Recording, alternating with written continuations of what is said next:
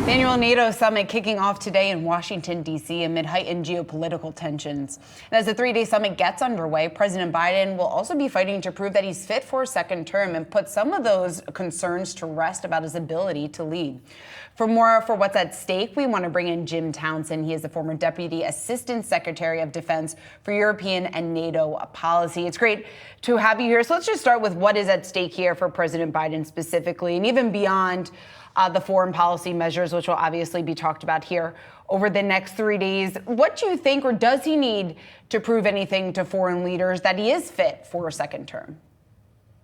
Well, he does have to prove to foreign leaders, but I think more importantly, he's got to prove to the American people and certainly members of his own party. He's got a press conference that he'll give at the end of the summit, where traditionally the president talks about the things that have been decided and it presents the successes of the summit. And we'll be watching carefully how he speaks, what he does.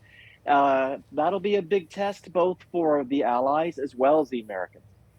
It's interesting because Biden is not the only political figure who is participating this week, who is facing a little bit of pushback from the electorate back at home. I think of Olaf Scholz, for example. What does that do to the overall potential for action items to come from this week, given that you've got so many of these political figures who are facing a lot of volatility for their own jobs, really? Well, you're right. The UK is bringing a brand new team, Labour team, to the summit. Of course, Macron has shown up. He's a weakened French president with a new team as well, or at least a team that's a bit of a caretaker status now. So they do have an impact on what's decided. It's not going to be as great as one thinks because much of this was decided earlier on by former governments. But the new ones are coming in. This is a test on how they present themselves publicly. There won't be decisions made because those, again, have been decided earlier, too. A lot of this is how they get along with their new colleagues, how they present themselves in their country publicly. There's a lot of public events during this 75th anniversary. So the impact really won't be felt until a couple months from now when new issues come up. New decisions have to be made by these new teams, and we'll see how well they do. My question to you is also when it comes to the possibility of a second Trump presidency, when we think about everything that he has had to say, very critical of NATO during his first presidency just a couple of years ago, what do you think the future, and this would probably come up in some regard, you would think over the next 3 days, but the U.S.'s role in NATO, what do you think that will potentially look like if we do see former President Trump elected here for a second time? Well, that's the question all the allies are asking. They are already in town. They went to a baseball game yesterday, and there've been some receptions since. And as I've talked to them, that's always the first question.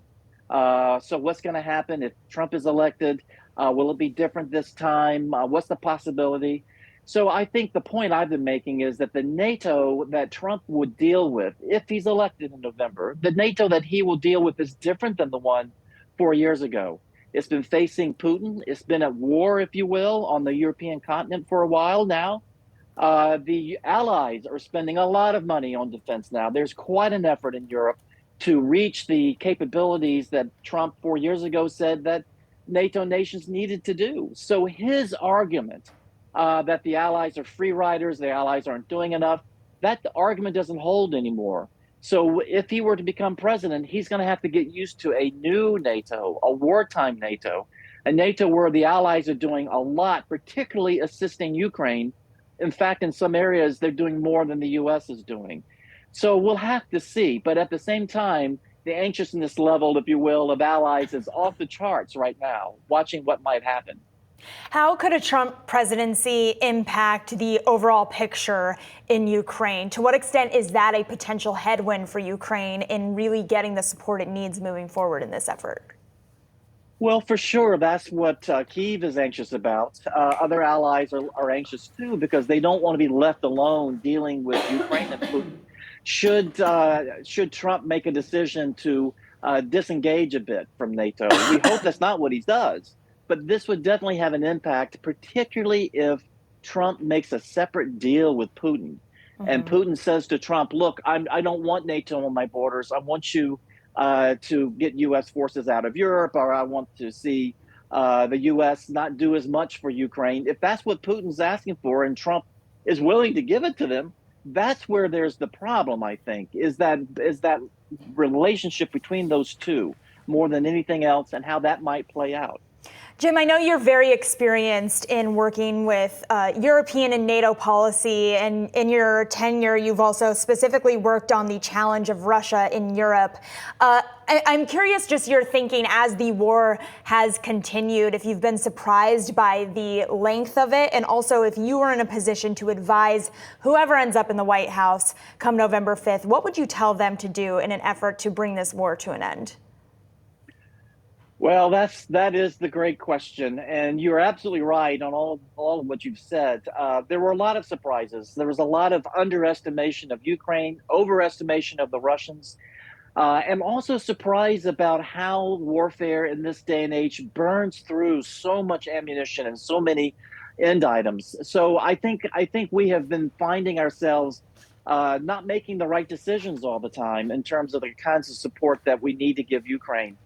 The bottom line is that right now it's almost at a stalemate. There was a time when the Russians just a few weeks ago looked like they were quite on the march, but Ukraine has held them back. Things have frozen on the battlefield now, and so I think the administration, whoever comes in November, is going to have to deal with this problem, which is if you want Ukraine to win, you're going to have to give them a lot more equipment and more sophisticated equipment than we have given them in the past. If you're afraid of upsetting the Russians, if you're afraid of escalation, then Ukraine will probably not win back that land that was taken from them by the Russians.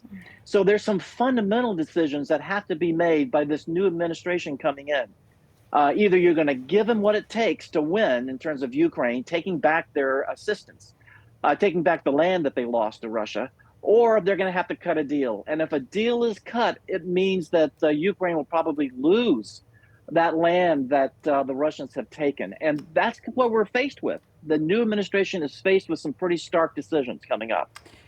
Jim, when you take a look at the tragic events that have played out, obviously over the last several months, but this week with the hospital attack from Russia in Ukraine on the pediatric cancer hospital, does that prove that even with this historic aid package that we're expected to be announced here at NATO for Ukraine, that Ukraine, in fact, does need more aid? And how much more, I guess?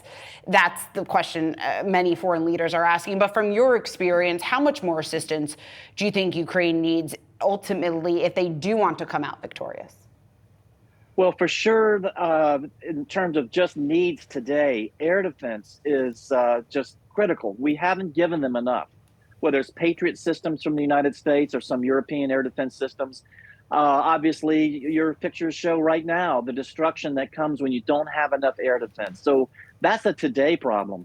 If we want them to win, we're going to have to help them deal with a manpower shortage that they have. There's not enough Ukrainians to really fill out the military to the degree they will need to have if they're going to push back on the Russians, who have more. They're going to need armor. They're going to need those F-16s that were promised with munitions and fuel and all that comes with having a modern Air Force. They're going to need drones and sophisticated ways to counter Russian drones. There's so much more, unfortunately, that Ukraine is going to need if they're going to take back the lands that they've lost. And we'll see if the allies are up to that. We'll see if the U.S. is up to that. And if we're not, then we're going to have to get used to the idea that the land that the Russians have taken might never be given. That Ukraine may never get that back, and that's part of that fundamental question that's going to have to be decided by Ukraine, talking to its allies, and we hope that we agree that we're going to give Ukraine what they need, but it's going to be a lot and it's going to be expensive. Yeah, the stakes of that, of course, incredibly high, Jim. Thank you so much for joining us. We really appreciate your insights. That was Jim Townsend. He's the former Deputy Assistant Secretary for Defense for European and NATO policy.